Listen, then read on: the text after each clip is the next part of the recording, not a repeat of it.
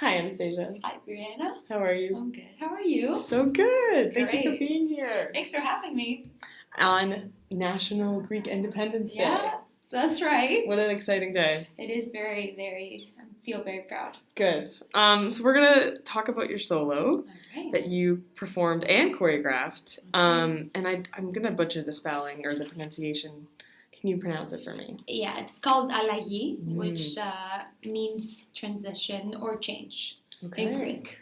And did that, was that a big inspiration for you, the title of it? Actually, the title came along at the very, very end of the creation of the solo. Yeah, which is very odd. Mm-hmm.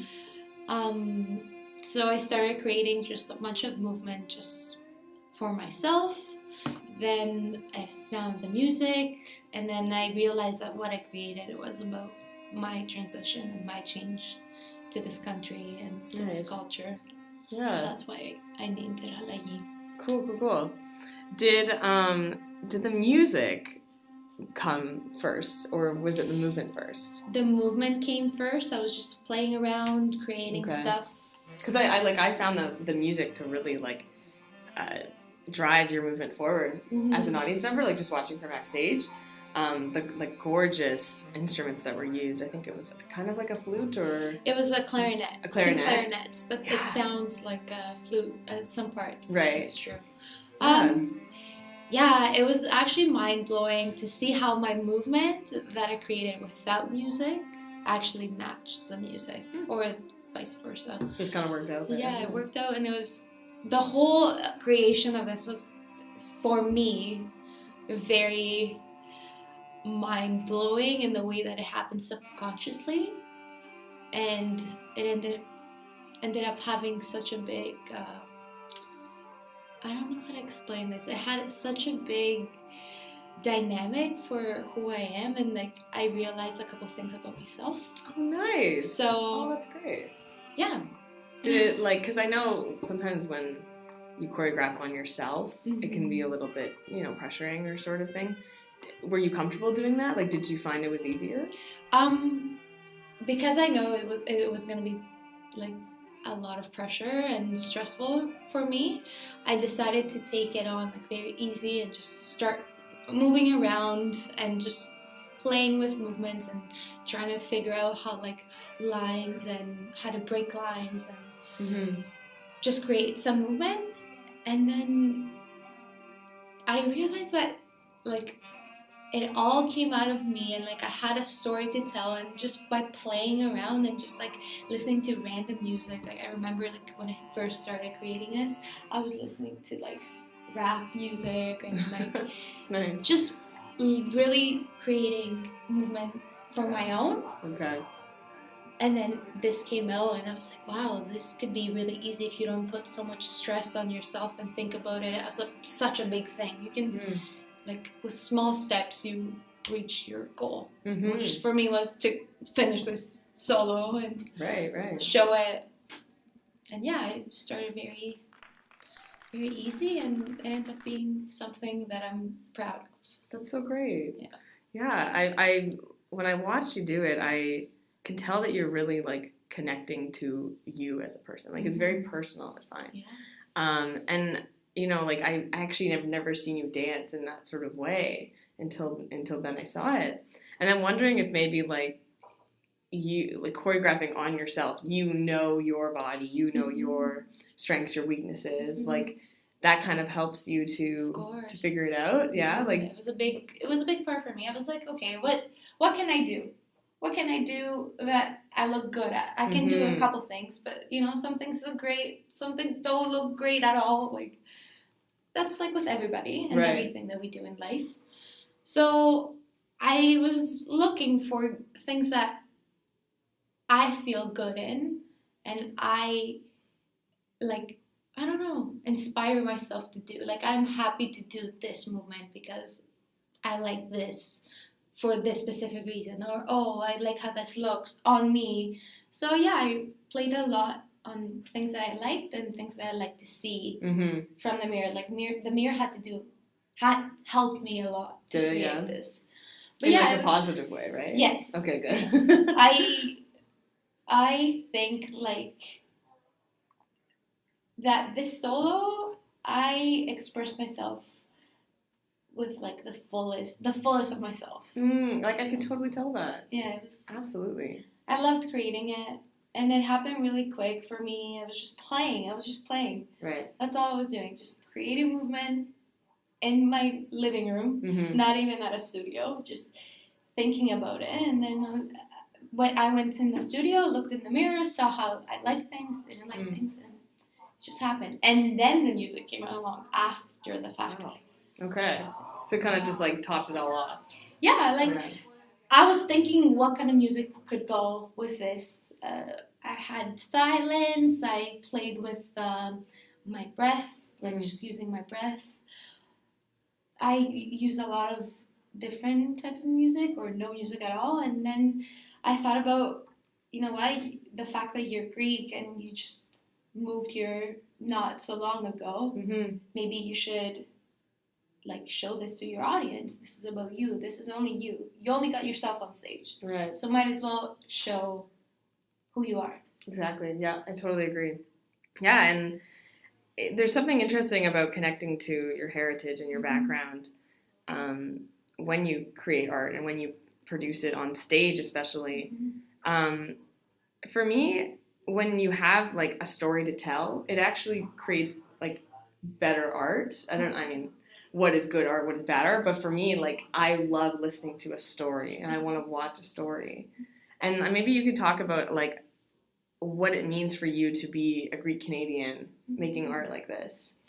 Well, for me, this specific piece is about my transition from a 15-year resident of Greece, like I was born and raised there, to moving here and being in a culture shock. Definitely. Because it was a big change for me. I didn't know the language. I had family here because both of my parents were born here. But I was born in Greece. So it was a big transition for me, learning language, trying to figure out how people do things here, what's acceptable here, what's not acceptable here, or if there are things that are acceptable or not acceptable, or if everything goes. Like, it was a lot. I learned a lot about myself. I always say this, like, Greece made me like street smart in ways, and like I feel like I don't want to say something that sounds rude, but I feel like Greece can make people more mean towards life and rude towards life. Where here, I feel like I became a nicer person and more understanding about things and people and giving people second chances. Interesting. Okay. In Greece, sometimes, not all the times, right, but that's what I learned. It was very strict and very do it now or don't do it at all kind of a thing. I mean, yeah, like I was in Greece this summer, and as you know, and I guess I understand, like, there's a little bit of a bluntness to how they converse with people, and most of the time is joking. Right. Most of the time, in a lot of times, great, right? Yeah. Greek people can be like, they sound very aggressive towards other people, but it's joking, or like it's we're trying to make people feel comfortable, but we have our own way of doing that. Okay, yeah. Which a lot of times, a lot of people don't have the sense of humor and they don't understand. But it's a little tougher. So maybe because of the things that they're going through there now, or situations and things. But yeah, here I feel like things are more acceptable. People have a place here. Everybody's involved. It's a multicultural community. Yeah, definitely. And, like people like you who have immigrated and come and helped, shape the melting pot and the mosaic that is Canada. It's totally helping. Great. Yeah, and I mean, definitely as a creator, you need to understand what you're trying to say to someone. What you're putting on stage is is also like a conversation. And your movement for me was very, like, it had so much dynamic to it that I felt like you were giving us the whole entire background of your life in those like 3 to 5 minutes or how long it was. Like, I don't know, did you find a little bit that you really had a clear understanding of what you wanted to say? At the beginning, I didn't. Okay, which is fair. I didn't know my solo was going towards that way at all. I had no idea that my body just said that story without me even realizing that I was saying my story. That's I don't so know beautiful. if you understand what I mean. It's so beautiful, yeah. And when I realized what I actually subconsciously was trying to say. Right. Yeah, it wasn't easy. It was not easy. My movement, I think, not all of it, but parts of the movement and the quality that I use shows like it was really abrupt and it was really harsh and it was really like there were times where I was devastated. I wanted to return back home. I didn't know if I chose the right decision because it's about like a choice. Definitely. Do I make this choice or do I make that choice, or do I go back to where I came from, or do I just stay here and fight it until I find out what's good for me or what's good for my future? So yeah, the movement quality, I think, and the music helped me a lot with it after I put it all together. Yeah. It really represents what I went through, and there were times that were okay and like they were soft, if I can say times were soft, but they were easier.